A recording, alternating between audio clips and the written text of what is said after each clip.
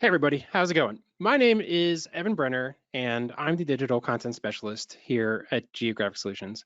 I am so happy to see everybody here today for the state of the labor market.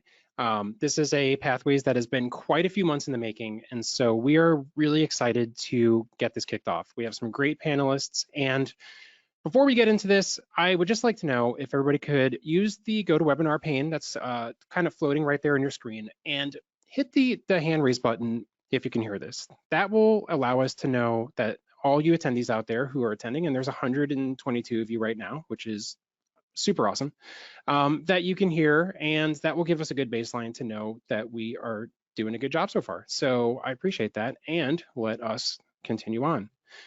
So before we get into this, some housekeeping. We ask that you ask any questions that you could have in the question pane.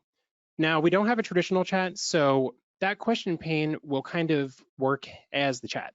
And so what I would ask to know that the chat is working and, well, the question pane, go ahead and in that question pane, just say where you're from today, where you're visiting from, where you are, not visiting from, but where you're viewing from, and your agency name if you would like, your location. And so go ahead and pop that into the question pane and we'll get along. Okay, so for today's webinar, for our agenda, we're going to meet our presenters and our panelists, and then we're going to go on to talk about the series a little bit, the Pathways to Employment, and then we're going to talk about who we are here at Geographic Solutions, and then we're going to have our panelist discussion and a Q&A at the end. So for meet our presenters, we have Evan Brenner. You can go ahead and introduce yourself. Hey everybody, my name is Evan, and as I said before, I'm the digital content specialist here at Geographic Solutions. I've hosted a couple of these pathways and some marketplaces, so you might know me from here or there. And then I'm Lisa. I am a marketing intern here at Geographic Solutions, and then we'll go on. So to meet our panelists today, we have Monique. If you would like to start and just talk a little bit about what you do, where you're from, and your region. Sure. My name is Monique Aragon. I'm a senior economist at the Colorado Department of Labor and Employment, Labor Market Information Office. I've been with the department for coming up on 9 years, and currently I run the local area unemployment statistics program and am in the process of learning and taking over the current employment statistics program. And then Phillip. Oh, and I'm from Colorado, sorry. From Colorado. Hey everybody, I'm Phillip. I've been an economist at Geographic Solutions since 2019. My role has been to take in a lot of data that Geographic Solutions has from the job boards and unemployment sites that it builds and manages. So this includes data like unemployment applications, job openings, and job severances. And I use those and I analyze those and basically use them to make predictions about what's going on in the labor market, as well as other macro time series and even some financial series as well. And Ed. Hi, Ed Miller. I'm with the New Mexico Department of Workforce Solutions. I'm an economist. I've been with the department about 3 years now.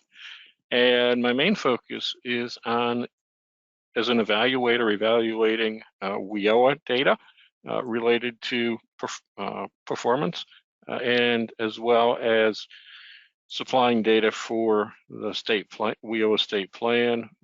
I do survey research of both our employers and our participants and other special related WIOA projects and other projects related to labor market information.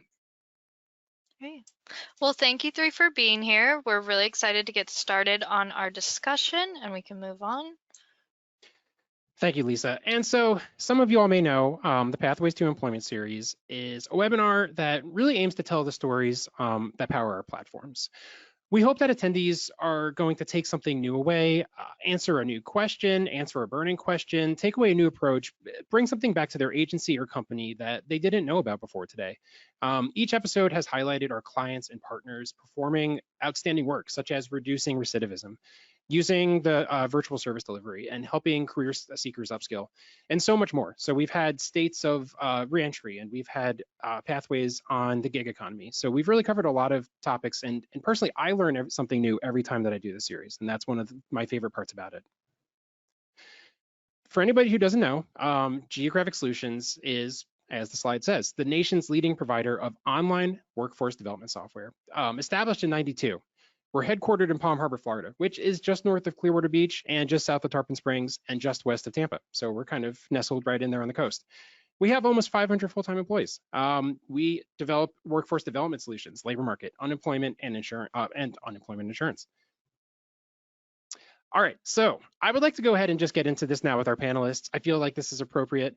I was going to try and touch up my lighting here, but I think we're too far in, so I'm going to have to go with this.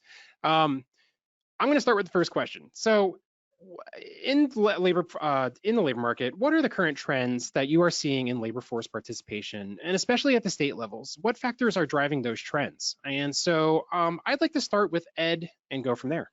Ed? Okay, well, thanks, Evan. Here in New Mexico, we have an interesting challenge with our labor force participation rate. In January of this year, nationwide labor force participation rate was 62.5%. In New Mexico, it was 57.3%. So over 5% less, percentage points less than the federal labor force participation rate. It has improved since COVID. It's increased in part because businesses are opening. You might know that New Mexico was at the forefront of reducing the number of opportunities for COVID infections by reducing the number of businesses that could be open. It's climbed back up from a little over 56% to where it is at 57%. Since the end of the Medicaid continuous coverage and in the SNAP emergency allotments, it's stabilized and hasn't really done much. We do have, however, a significant number, over 25,000 of involuntary part-time workers who work less than 35 hours a week. And so that's getting them to be full-time workers could be one of the challenges that we need to figure out how to do. Thank you, Ed. And to Monique, at the state level, what are some current trends that you're seeing in labor force participation, and what factors are driving those trends? Sure, thanks, Evan. So for labor force participation for Colorado as well as the nation has been slightly declining over the last few months. As of February, Colorado's labor force participation rate was 68.1%. This is about half a percentage point lower than it was prior to the pandemic. While the U.S. labor force participation rate is about 0.8 of a percentage point lower than it was prior to the pandemic at 62.5%. So while labor force participation in Colorado has not fully recovered over the last 4 years, we did have the 4th highest ranking labor force participation rate across the nation. Some other, related to labor force, some metrics I like to look at are the employment to population ratio. So this is the share of individuals 16 and older out of the population who are employed. And for this metric, Colorado ranked 6th in February for the employment to population ratio. And we've also seen a decline in this in recent months as well. In terms of the unemployment rate, both US and Colorado have unemployment rates have ticked up in recent months, and both are actually at their highest rate in the last 2 years. However, these rates are still historically low. For example, Colorado's current unemployment rate is 3.5%, and it has been above this rate over 78% of the time since the series started in 1976.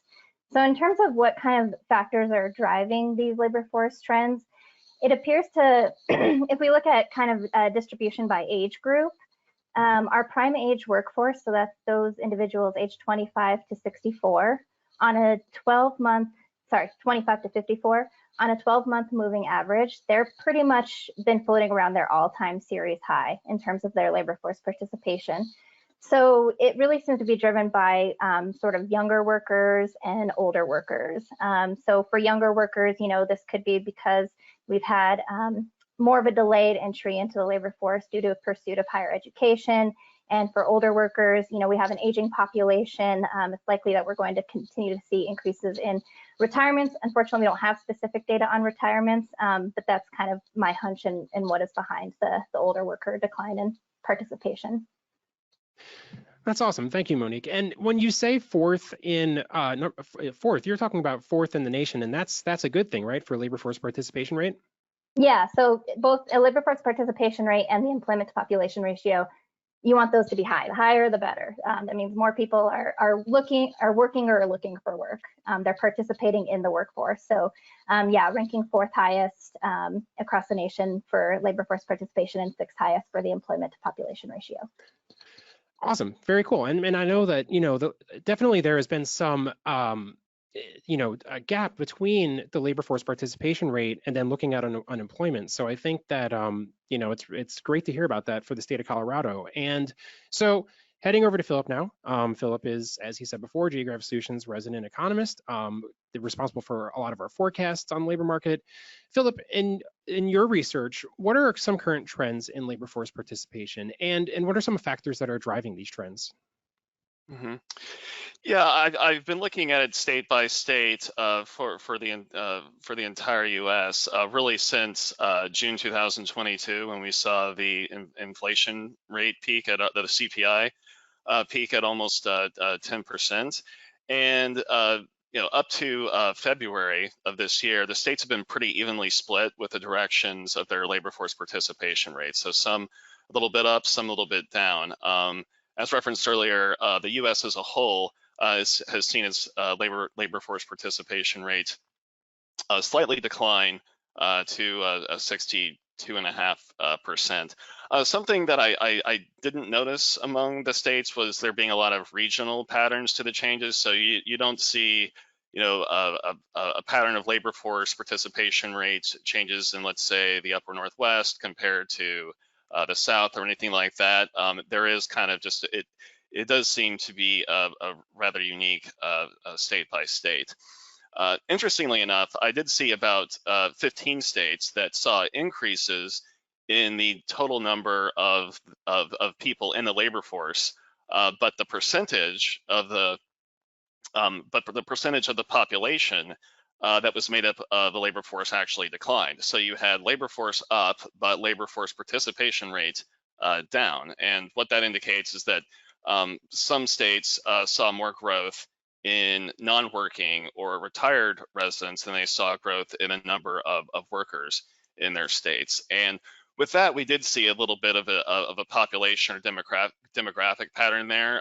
It seemed like the states that tended to be a little bit more rural or less dense in population kind of fit this description, where they saw an increase in population, but they weren't there necessarily to work.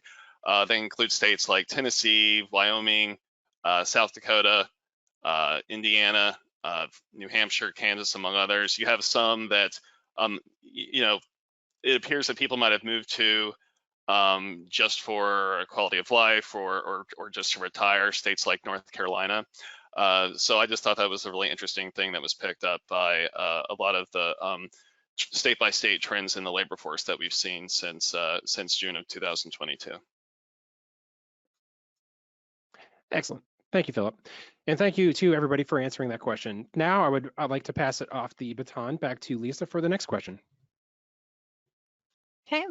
Well, thank you for those answers at the previous question. I think it's really interesting to look at both kind of some states at the labor force participation rate and then also kind of look at the US. It's like two different perspectives. For the next question, we want to look at industries. So for industries, what is the current outlook for jobs in various industries at your state levels? And what are the best and worst performing industries? And how do you see these trends changing in the future? Why don't we start with Phillip for this one? Okay. Yeah, so I'll talk a little bit more broadly or nationwide. So nationally, we have seen about a decline of 4 million job openings, seasonally adjusted on Geographic Solutions job boards since the peak of inflation in 2022. It seems like the category of healthcare and social assistance, that industry that has seen the largest pullback in openings. It's shed roughly 400,000 job openings, with hospital openings in hospitals actually going down by about 180,000 during that period. But I wouldn't really say that means the industry is performing poorly, but because if you look at the employment gains for healthcare and more specifically hospital employment during this time, you saw that employment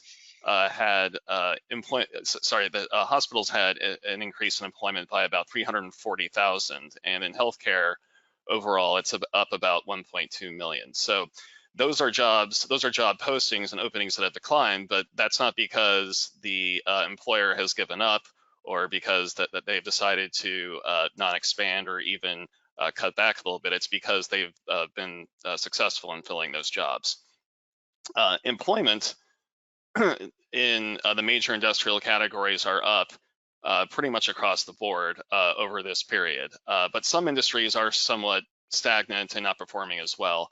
Trade, transportation, and utilities, what we think of it, as transportation and logistics, which did so well at the beginning of the pandemic, with the shift from out of home to in-home and online retail.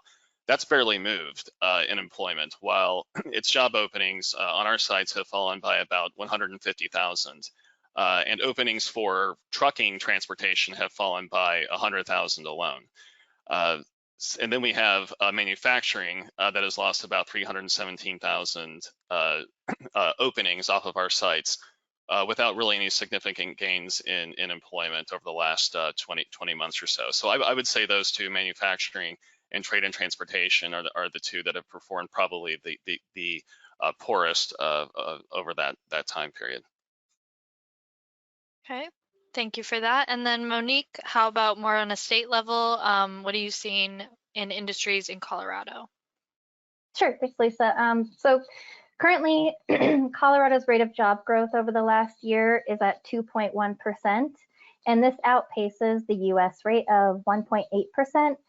And historically, on average, for over the year gains, we see about a growth rate about 2%. So we seem to be kind of in more of like a steady state since coming out of more of a lot of the volatility coming out of the pandemic. Over the past year, 8 of Colorado's 18 industry sectors have shed jobs, while 10 have added jobs. And so some industries that have had the strongest growth in Colorado since the pandemic are professional and technical services. So think accountants, lawyers, engineers, those types of occupations would be in that industry, private education, and trade, transportation, and utilities. And so we still have a few industries that have not fully recovered since the pandemic, and these include administration, support, and waste management. So this would include things like support to office buildings, and mining and logging, information, and finance and insurance. Now, over the last couple of years, we've seen some of the strongest job growth among some of the lowest wage industries, such as arts, entertainment, and recreation. And I think some of this is likely due because we've also seen some of the strongest wage growth among some of the lowest wage industries as well.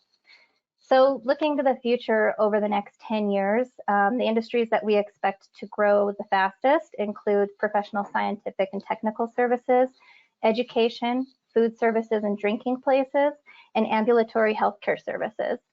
Meanwhile, electronics and appliance stores, mining, and broadcasting are expected to lose the most jobs over the next 10 years. Interesting. And then moving on to Ed, what about New Mexico? What kind of trends are you seeing within the industries there? Well, New Mexico is the most job growth is in the services. So most new jobs, the number one category is home health and personal care aides. And that's about twice as many as fast food and counter workers and cooks and restaurant workers. Coming up in 5th place is waitresses and waiters, and then registered nurses, followed by maids and housekeeping and cleaners. So the most new jobs are, except for the nursing, the registered nurses, in typically low wage occupations. The most openings are very similar. Fast food and counter workers and home health and personal care aides are the top two, followed by cashiers, retail salespersons, waiters and waitresses. So very similar. The most new jobs, most job openings. There is a feeling, I think, by business owners that, especially for restaurants, that they're having a hard time finding employees. The fastest growing jobs, ironically, are ushers, lobby attendants, and ticket takers, theater type of employment, and then followed by gaming managers. New Mexico has a number of tribal casinos in the state. One interesting thing that we found is that New Mexico does have oil and gas and mining, so that out of the cohort of people involved in mining in New Mexico in the first quarter of 2020, only 50.6 of them are still in that same occupation in New Mexico in the second quarter of 2021. 9.7% have moved on to other industries in New Mexico, and 12.5% are working in Texas. And then the remaining 37 or 39.7% are not working in New Mexico or in Texas. So we do have some people seeking out opportunities in other states, and almost 50%, a decline by half in the number of people that were in mining occupations over a year and a half time period. Great, thank you, Ed, for that answer. And then moving on, we're going to do a little bit of a poll with the audience. So you can just scan this QR code, or you can go to slido.com and put in that code, and you can answer the question, what industries in your area are you seeing grow the most? This is a multiple choice, so if you are seeing something else, you can put other, but you just try to select what you see is growing in your area between the choices. And then we should be able to see, once people start answering the questions, some data on here of what people are answering.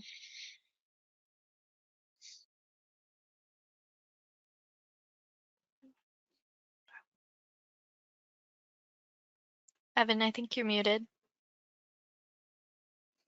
A rookie mistake. Interesting that healthcare is leading in the poll. And personally, I chose high tech, and I don't know. I mean, because I'm not an economist myself, but I just, you know, in the Tampa Bay area, there is definitely a lot of growth in tech and a lot of excitement around tech. So that was personally my choice on this.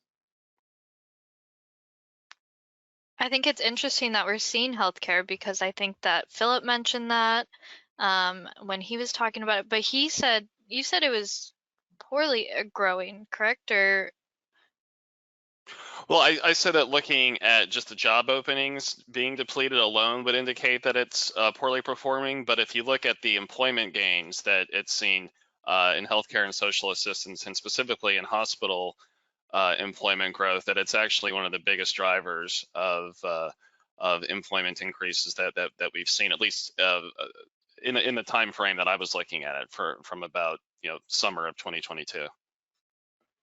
Yeah, and I'll just add to Philip's point about, I think it's expected that we'll see healthcare continue to grow with the aging population that we have. In Colorado, nurse practitioners are expected to be our fastest growing occupation over the next 10 years.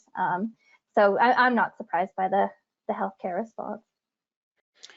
Yeah, I'm a little surprised by manufacturing, actually, given the sort of sideways pattern that we've seen in employment, at least nationally, for quite some time, I wonder if it's just maybe increased optimism about manufacturing ahead. It seems like with a lot of changes in policy in Washington, as well as some instability over the world, that there's a lot more reshoring, and there's higher priorities on trying to increase manufacturing production at home. So that may be what we're seeing there. Awesome. If anybody else has something for the other category, it would be great if you could just go ahead and put that in the question pane, and maybe we can just discuss as we go along. So let's do exactly that, and let's move along. So this one is all about skills and especially education. But how does education and skills development affect an individual's access to employment opportunities and wage levels? I would like to start with Philip on this question.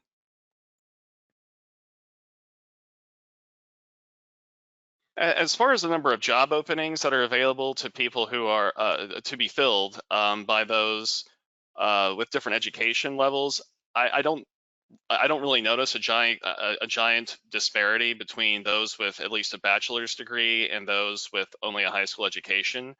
38% of the population had a bachelor's degree in 2022 or higher than a bachelor's degree, and on our sites we saw about 33% of job openings that required at least that education level. And then nearly 60% of the active job openings we saw in February 2024 this year, those only required a high school degree, or they had no requirement at all. So breaking down proportionally, it is kind of even between the degree holders within the workforce and the number and and what positions are available according to education level. Now, if we're talking about, not surprisingly, if we're talking about gains in income, then yes, higher levels of education clearly have a greater benefit and a greater payoff. We on our sites, we don't actually have a lot of wage data for high school completers, or excuse me, for job openings that specifically say we only require a high school diploma. But we do see differences above that. So jobs with bachelor degree requirements posted on average, posted an average salary of $91,000 in February, and those that required a master's offered roughly $115,000.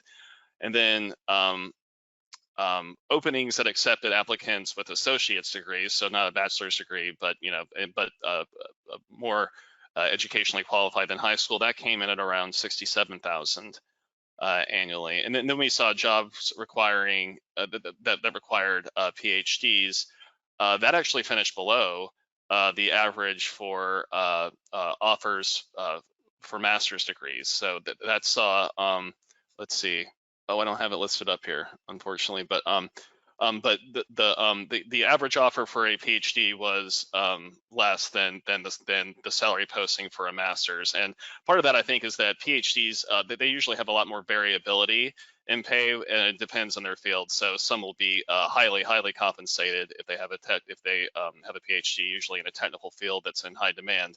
And then you have others that may not be able to compete with even people who are have master's degrees if they have those master's degrees in a field that is in heavy demand in the economy.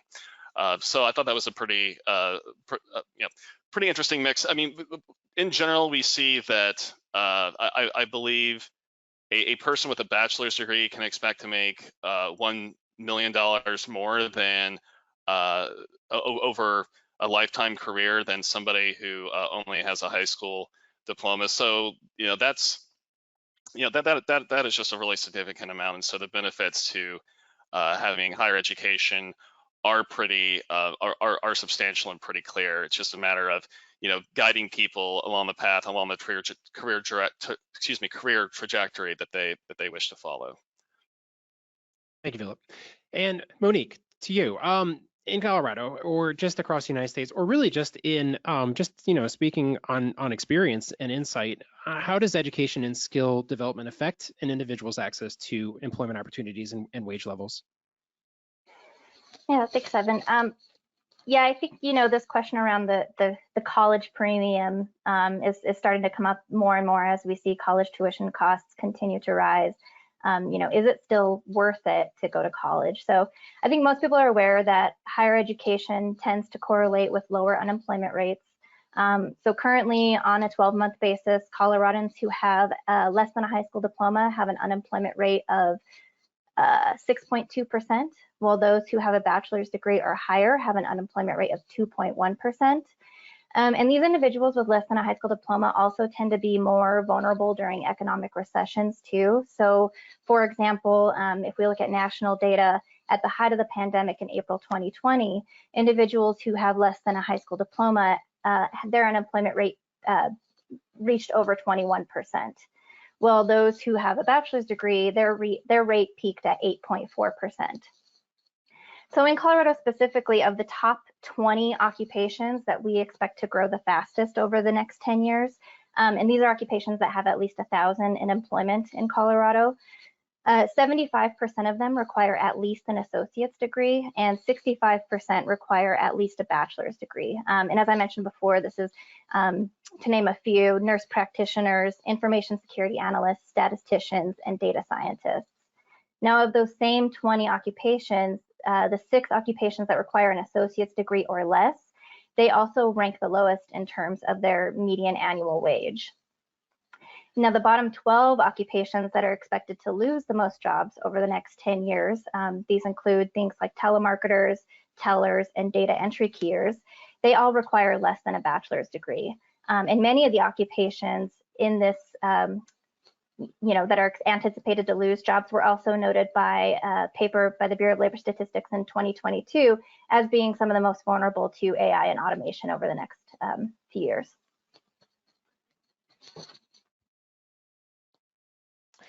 Thank you, Monique. And to Ed, just to round out this session of questions, in New Mexico, education and skills development, with talking about employment opportunities and wage levels. Your perspective from New Mexico? Well, New Mexico follows the general trend. So labor force participation rate is obviously much higher for people with bachelor's degrees and higher. In 2022, 85.3% of individuals with bachelor's degrees or higher were in the labor force, whereas 56.3% of residents with less than high school education, or 68.2% of those with a high school diploma were in fact in the labor force. And the unemployment rate again follows the same trend. In 2021, over 10% of the residents with less than a high school diploma were unemployed, whereas only 7.5% of those with a high school diploma and 3.4% of those with a bachelor's degree were unemployed. In terms of wages, we see the same general trends. A person in 2021 with a high school diploma, the average wage was $29,000, almost $30,000 per year, and with a bachelor's degree was $48,000. And those with a graduate or professional degree was $67,000. Now there's some gender disparity. So for graduate degree, the male average was 84,600 and change, whereas the female graduate only had 59,600. That is the biggest disparity. There are smaller dollar disparities. For example, those with a high school diploma, 34,500 roughly for men and 24,000 for women. But there is, again, this disparity based on in Uh, wages based on education level. All right, throwing this out to the audience. What do you think? What are the most in-demand skills in our labor market right now? Go ahead and pull out your phones and maybe do a little bit of a stretch right now, and or don't do a stretch at all. But pull out your phones and let's go ahead and scan the QR code and see this. See what people are thinking. This is one of my favorite ones that we do because it's a word cloud, so we get to see a fun little word cloud of answers on the screen. And I just think that's neat because we get to kind of see what is the most in-demand skills, or what just are the skills that people are thinking about right now. Like, what's the top of mind? What is something that you've seen in maybe your agency or your job center?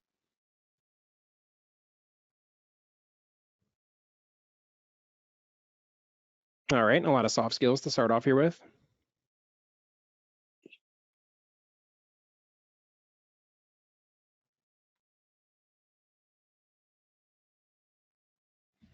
Consistent attendance, that definitely, yes, absolutely. Professional communication, I like that. Responsibility, accountability. Communication is a big one, followed by soft skill. And I just wanted to throw this around to our panelists while these answers are popping up. Does this kind of gel with what you're kind of seeing as in-demand skills in your areas?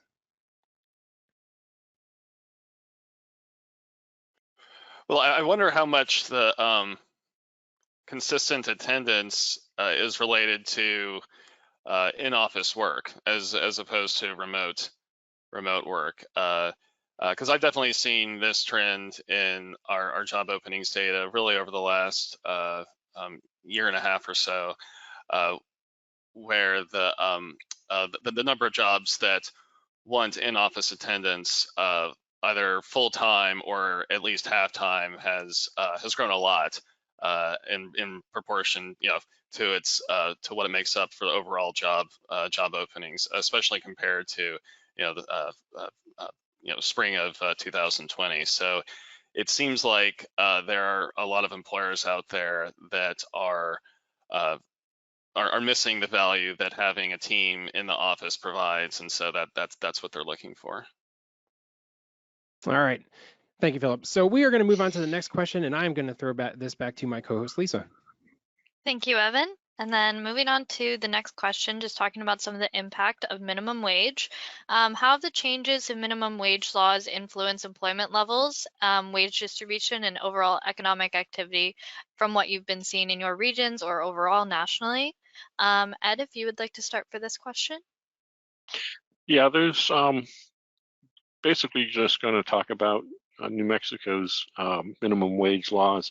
So the median annual wage as of 2020 was $30,357, which is about $6,000 less than annual earnings for the U.S.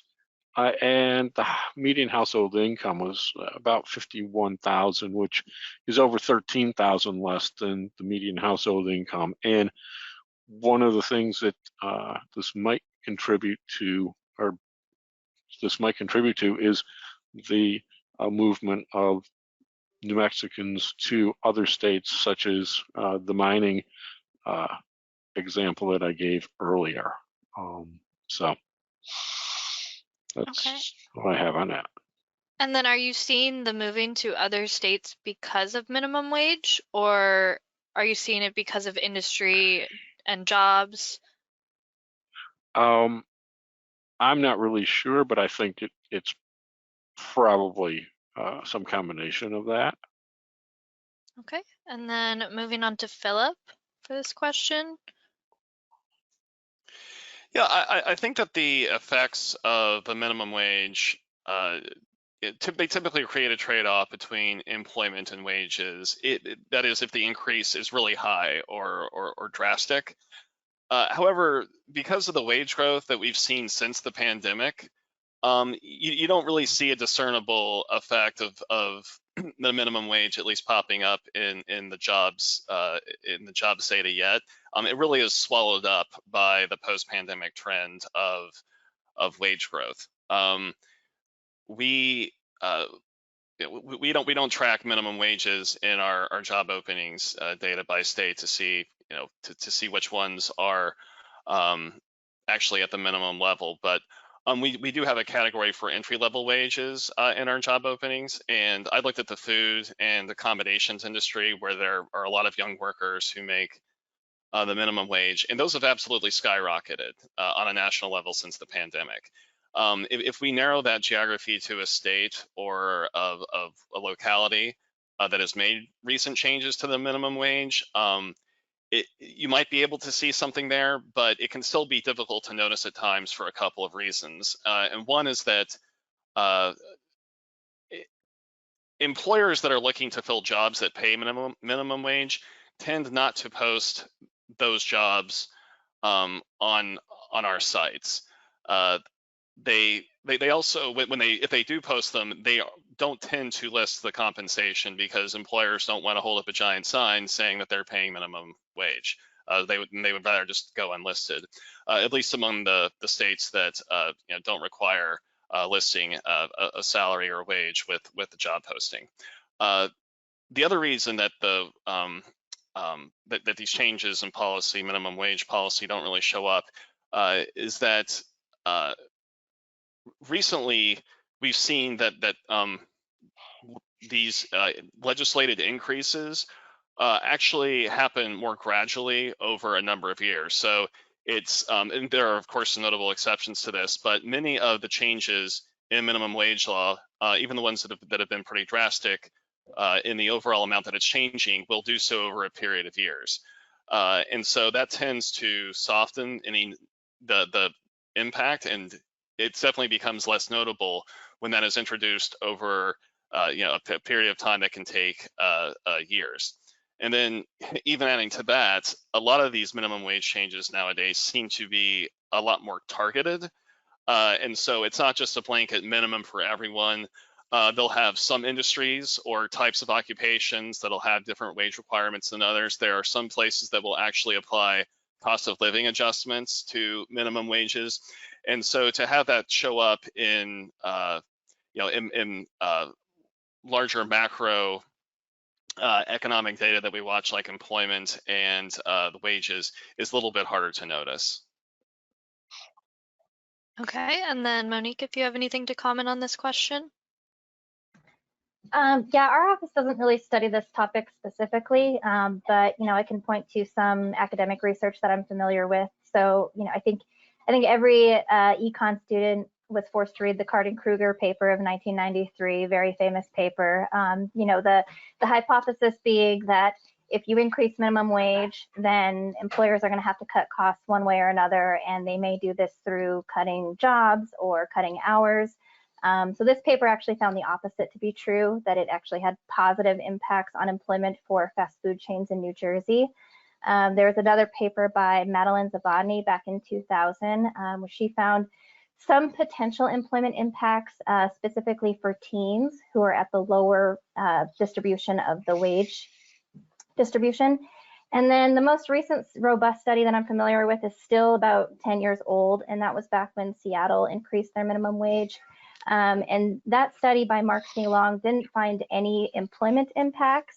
However, they did find impacts to hours, but overall found that wage inequality was reduced when minimum wage was increased. But to Philip's point, I think we are in a completely different environment now, where I think the effects of increased minimum wage could be completely different than what we've seen in these previous studies. Okay, interesting. And then I can move on. Okay, there we go. And then I'm going to pass it back to Evan for the next question. All right. So talking about diversity in employment, and I think this question is about disparities in employment, and based on demographics such as race, gender, age, or socioeconomic status. So just from a broad angle or perspective, or just a 10,000-foot angle, are there disparities in employment based on these demographics? And what is your perspective based on state and different levels of based on your experience, starting with Ed? Yeah, so for example, in New Mexico, at every age group that we have, there are more men, or a higher percentage of men in the labor force than there are women in the labor force. In 2022, the labor force participation rate in New Mexico was 58.5%. And contra perhaps other places, there was a lower, whites alone had a lower labor force participation rate than the average, whereas African American and Asian were at least 9 percentage points higher, and Latinos were also had a higher labor force participation rate. So I think that in some ways New Mexico might be a bit of an outlier in that way. But the state has developed a number of strategies to increase labor force participation in general, such as economic development is looking to hire both people from New Mexico and draw people from out of state. We've recently instituted some worker-friendly policies like paid sick leave for those people who do not get this benefit as part of their benefits package from their employer. And we also have other policies that we hope will attract workers and companies, like basically free college tuition and expanded childcare. We've also started focusing on reaching out, and I think it's probably part of a general trend, the non-college movement or trend for youth, and focusing on skilled trades. So, for example, we are telling students, going out to schools and showing them what opportunities there exist as electricians, plumbers, carpenters, equipment operators, etc., throughout the state. So that's one of the ways I think we're trying to end disparities in labor force participation. Very nice, and thank you for that thoughtful answer. And I was just thinking about a couple of things that came to mind when you were talking about alternate skills-based paths. I was thinking of skills-based hiring and certifications and stuff like that. Some other pathways that have kind of apprenticeships, stuff like that. So, Monique, over to you. And with a look at Colorado, are there disparities in employment based on these demographics? Yeah, so just looking at some different employment data based on different demographics, such as race, gender, and age. I want to start with what I find the most interesting, which is the trends in labor force participation by gender. So over the last 20 years, we've seen an overall decline in labor force participation across all groups. However, in recent years, since coming out of the pandemic, we've sort of seen a reversal in women's labor force participation rate. So looking back 20 years ago in 2004, the labor force participation rate for men was 80.5%, and for women it was 65.3%. So we're looking at a gap of over 15 percentage points. However, in 2023, that gap has been reduced to less than 9 percentage points, where men have a rate of 72.1% and women have a rate of 63.5%. So in recent years, we've seen this continued convergence between the two groups, where men have continued on the downward decline in labor force participation, where women have had sort of a reversal. So to give some kind of background on men and women in the labor force, typically during recessions, we'll tend to see men's labor force participation rate impacted more. They're a little bit more vulnerable to recessions and economic cycles due to the types of industries that tend to have a higher concentration of male employment. So think construction, manufacturing. These industries tend to be more vulnerable to cyclical movements.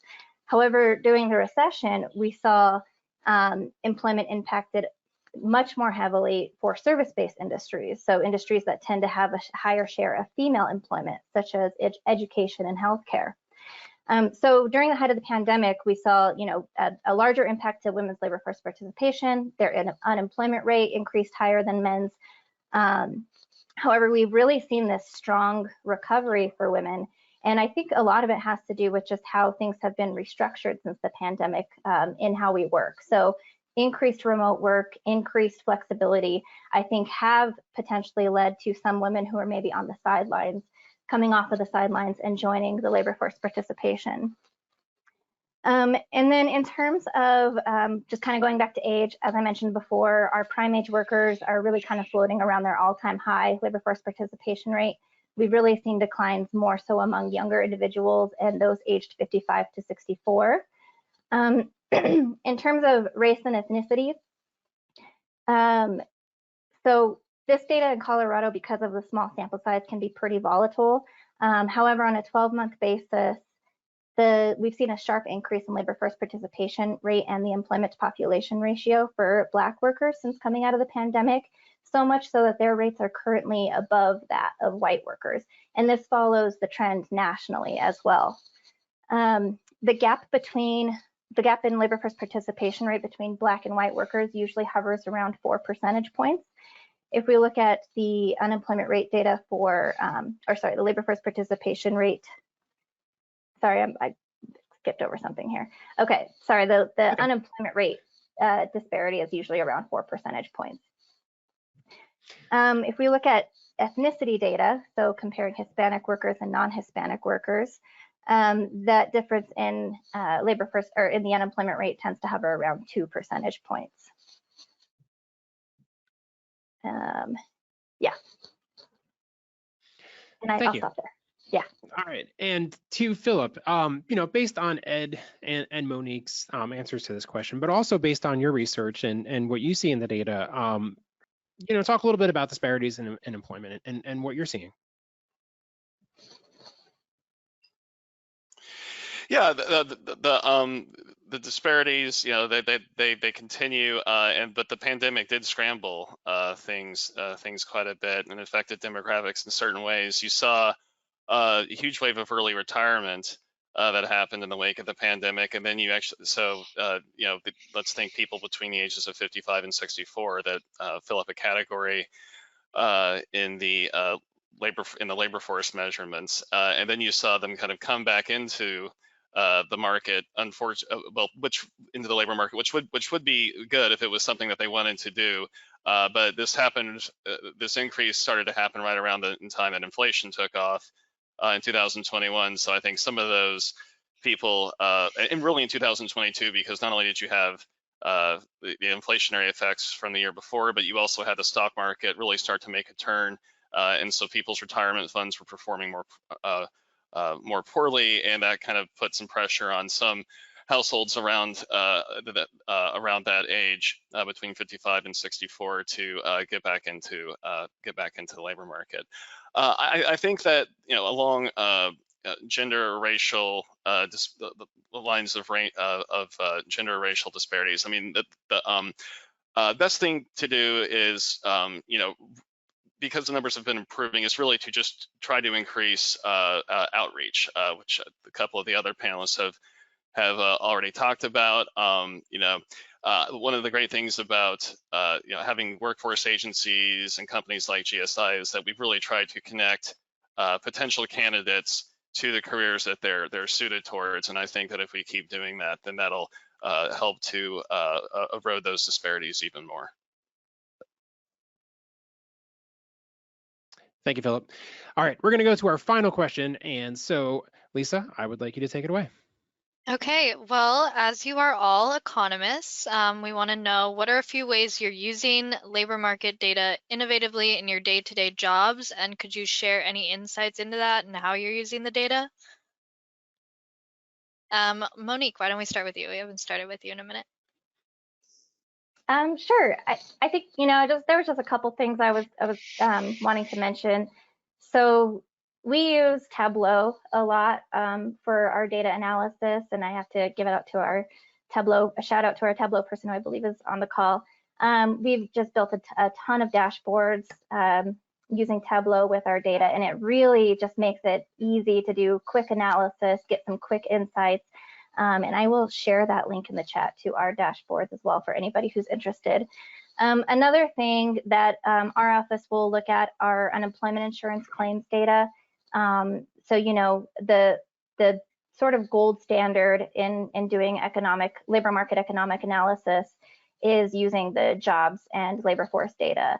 And, you know, there's a month lag for that data. And this, you know, last time I presented with this group, I talked about this a lot, but when you're kind of in that recessionary environment, or, you know, you really need to know what's going on with the labor market immediately, the claims data is a really good source because it comes out weekly. You can really kind of, you know, it can be volatile since it is weekly, but just to get some quicker insights if you don't want to wait that month lag to kind of get a peep into what's going to happen to the labor market.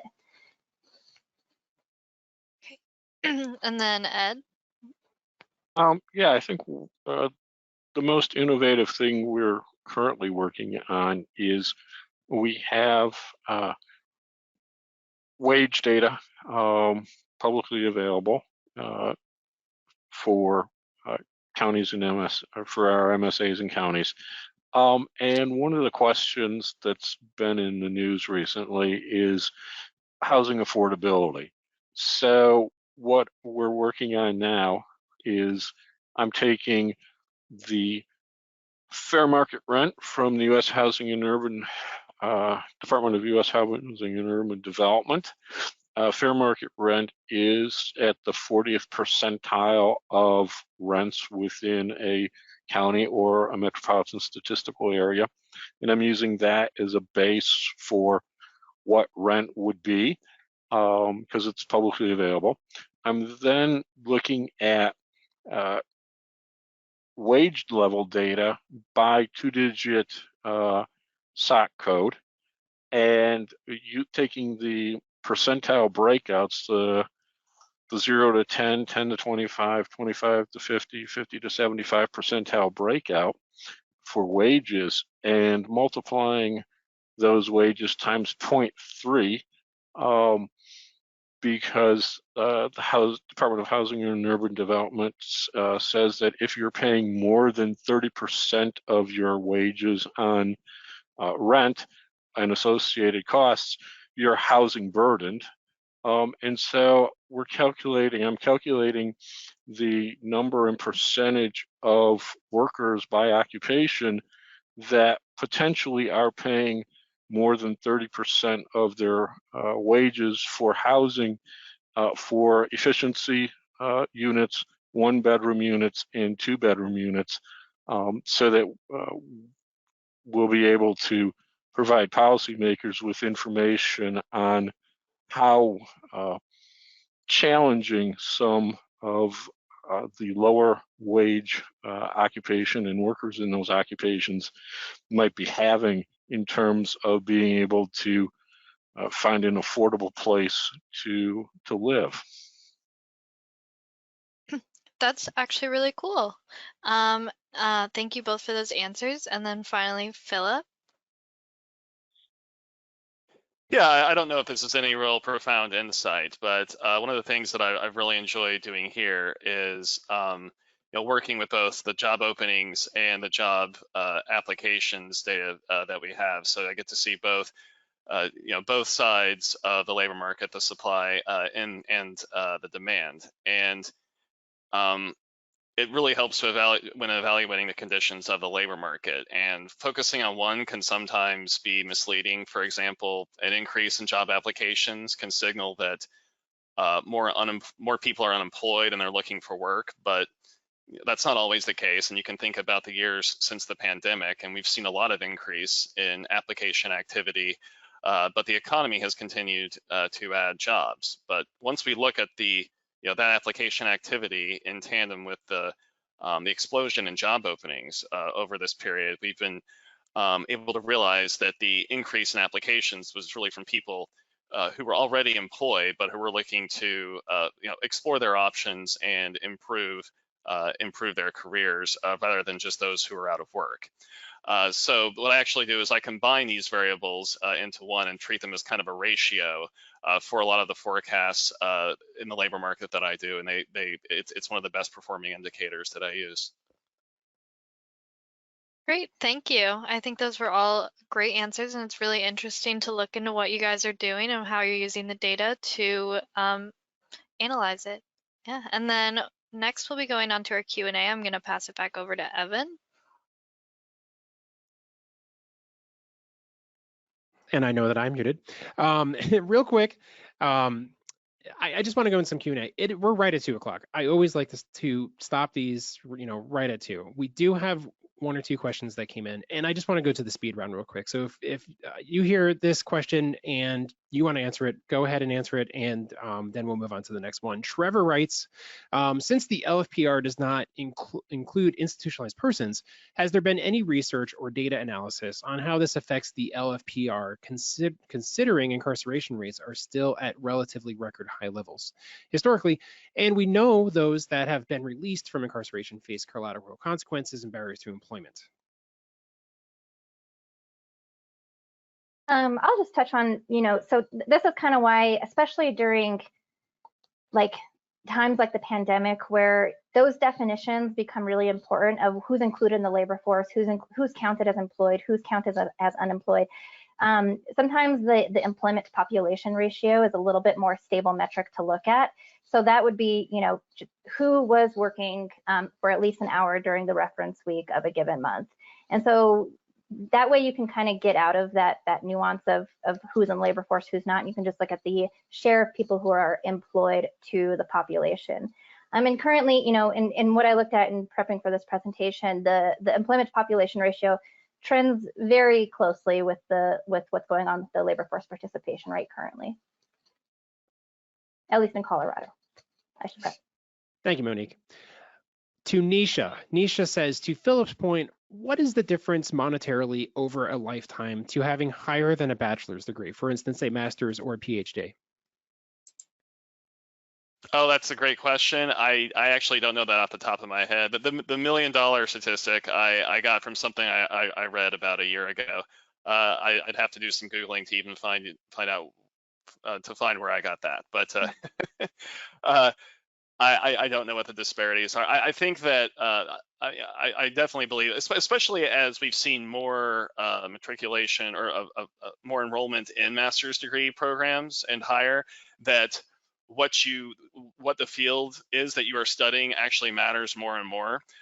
So it'd be interesting to see kind of not just the amounts, but the range of variability that we see now with degree holders and with masters and with PhDs. Great. Thank you, Philip. I can read the next question, Evan, from Mark. Is there a map available of borders of states where a disparity exists between minimum wages or starting wages? Have you ever heard of a map such that shows minimum wages, or know where you could find that?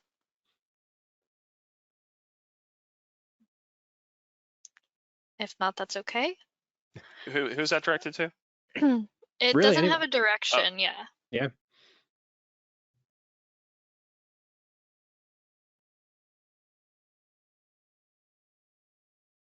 Could maybe try to find a map like that online. I'm not sure if I know of one personally that exists or if they know of one. I can move on to Mark's next question. As opposed to minimum wage, do any panelists have feedback from last year's Teamster/UPS, UAW/automotive and other wage increases impacts on local and competitors? So impacts on the wages of competitors and what local impacts? Mm-hmm. From last year's Teamster/UPS and then UAW/automotive. Those will take a little bit more time to assess, I think. I believe those happened in the fall of last year, and I don't even know, because I think that was the renegotiation for the next contract, and I don't even know when that kicks in for many of those places. So I think that's just going to take a little bit more time to play out before before it can really be noticed in the macro data. Thank you, Philip. Y'all, what I think I'm going to do here is we're 6 past the hour, and I think we're going to go ahead and just kind of end the session here. But this has been full of amazing data and insights, and I can't thank you enough for taking the time to not only be here today, but to prepare and to put these this data together and these answers. I really appreciate that, and I know that my co-host Lisa does as well. For anybody who has any questions that wants to ask, we do have the contact information here on the screen. You can also reach out to events@geosollink.com where you can reach myself or Lisa to ask any questions, and we can pass those along as well. On behalf of Geographic Solutions and our speakers today, I just want to thank everybody so much for being here. Lisa, thank you for, as your first Pathways as a marketing intern, thank you for all the work that you have done on this. It is amazing. Up next, Marketplace on paid family leave. So join us in May for our next Marketplace webinar. Thank you very much. I wish everybody a great day, and thank you.